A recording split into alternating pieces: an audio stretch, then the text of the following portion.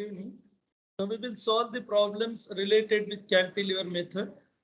Now again we have to find out axial and shear force in member GH and HI, but here we are going to use cantilever method. Now first assumption we have same, that is mid height of column are inflection points. So we have this will be G1, H1, then we have I1. I will not go ground story. Then we have all mid span, that will be again inflection point. So I will say this is G2 and this is H2. Now in this we have to find out centroid, because we have third assumption, that is axial stress we can say is directly proportional to the distance from the centroid of the column group.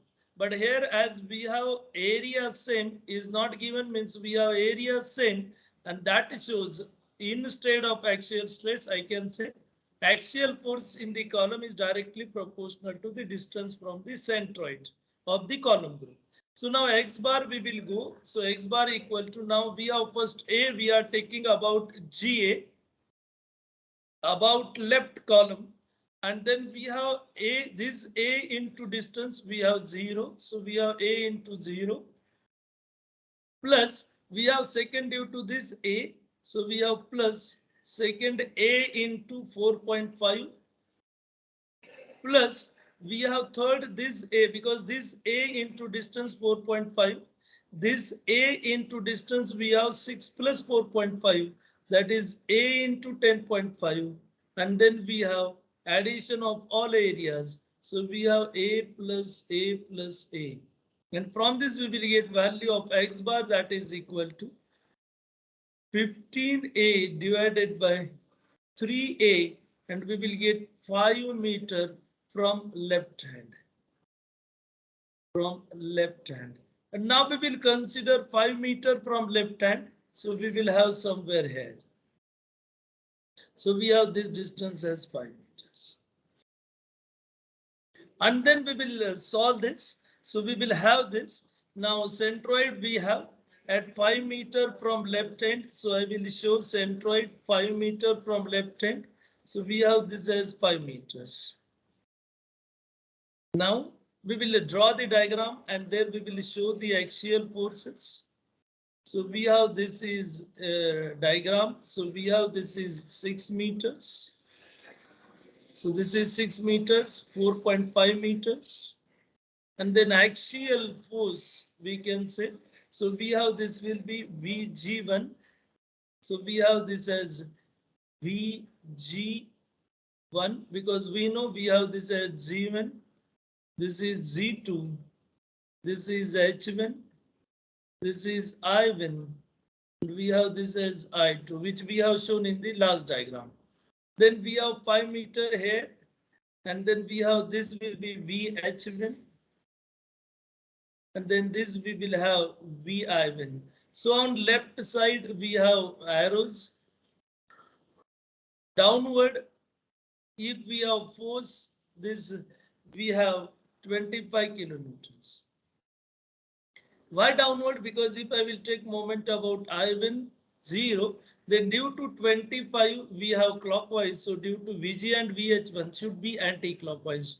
Left of centroid we have arrows in the same direction. Right of centroid we should have in the same direction.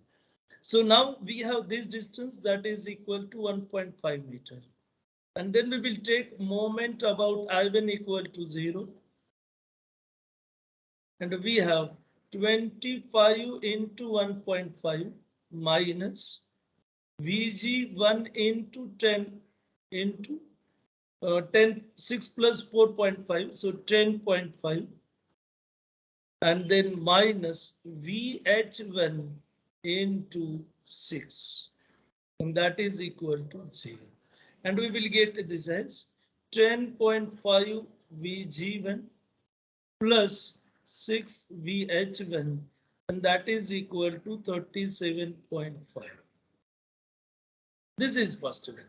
Then second we have axial forces. So now I will write over here, that is VG1. So here we will go VG1 divided by distance from centroid. So we have centroid distance. So we have this should be equal to 5 meters. We have already calculated.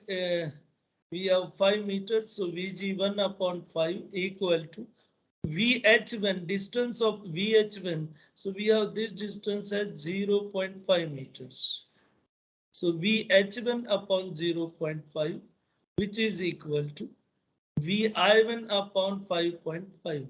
So we have this distance as 5.5 meters.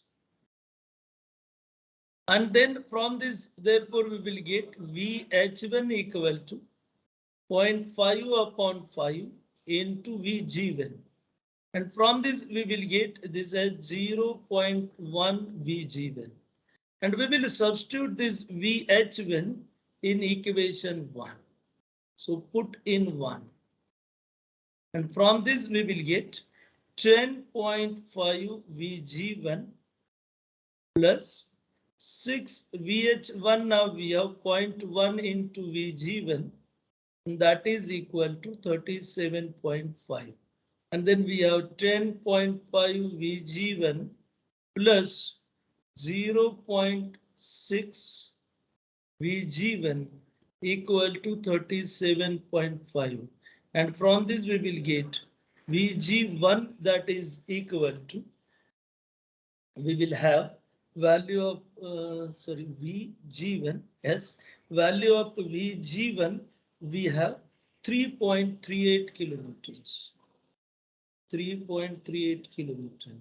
From this we can find VH1, and that is 0.1 into Vg1. You can see this 0.1 into Vg1. So 0.1 into 3.38. And this I will write as 0.34 kilonewton. So it comes 0.338. So third digit is greater than 5. So I will mention 0.34. So Vg1 I have 3.38. And VH1 I have 0.34. And Vi1 summation Fy equal to 0. We have 3.38 plus 0.34. And we will get this value as 3.72 kilometers. Now we are interested to find question. If we will see, then we have question axial and shear force GH and HI. So now we will consider the joint separately. So I will consider joint G2 and G1. So we will have this will be joint. Now I have this distance as 2. So this half of this. So 2.25 meters. We have this force as 25 kilonewton. We got this value 3.38 kilonewtons. We have this value, we have to find out. Now this we have, that is H G1. Now we have this joint G2. So I will take moment about G2 equal to 0. And then we have minus 3.38 into 2.25 plus Hg1 into 1.5, and that is equal to 0.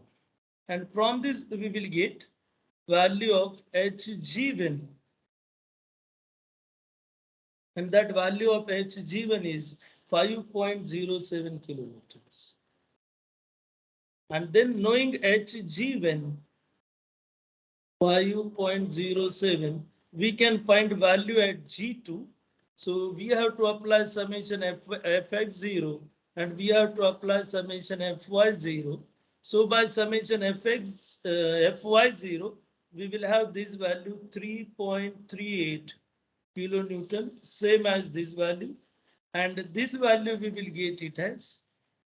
So this we will get 25 minus 5.07, 25 towards right, 5.07 towards left. And we have this value 19.93 kilonewtons. So we have this is 19.93 kilonewton is axial force in GH. and 3.38 is shear force in GH. And then we will go to the second joint actually, and now we have second joint that I will take I2, I1. So we have this as, so this is I joint, we have this as I2, and then we have this as I1. Now we know force over here we have 3.72 kilonewtons. This is 1.5 meter. Now this we have 6 meter.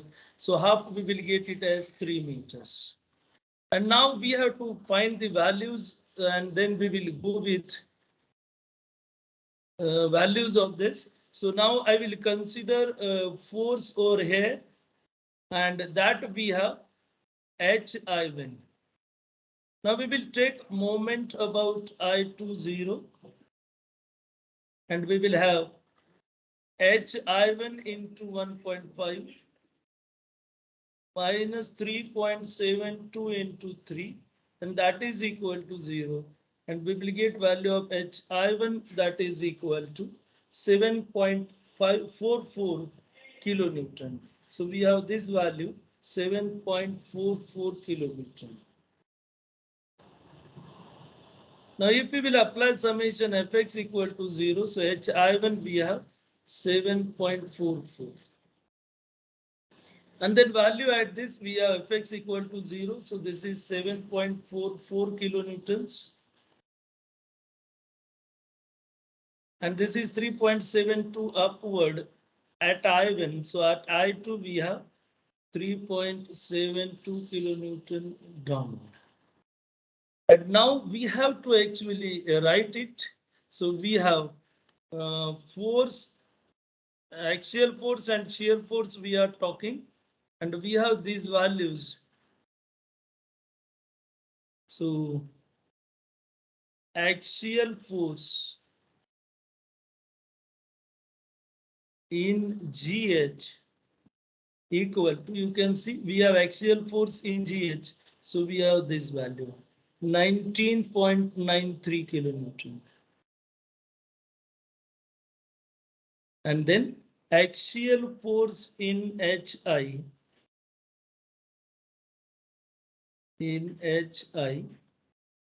we have this value that is 7.44 kilonewton. 7.44 kilonewton.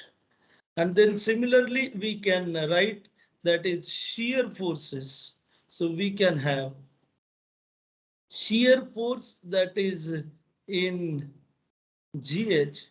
So shear force in GH, and that is equal to, so now in GH, we have shear force 3.38 kilonewton. So equal to 3.38 kilonewtons. And the shear force in HI, we have that is equal to, so we have value that is equal to 3.72 kilonewton. So we have to write answers in this fashion for axial and shear force. So this is all about your first problem that is related with your cantilever method. So we will stop here only. The remaining part we will see in next video. Thank you.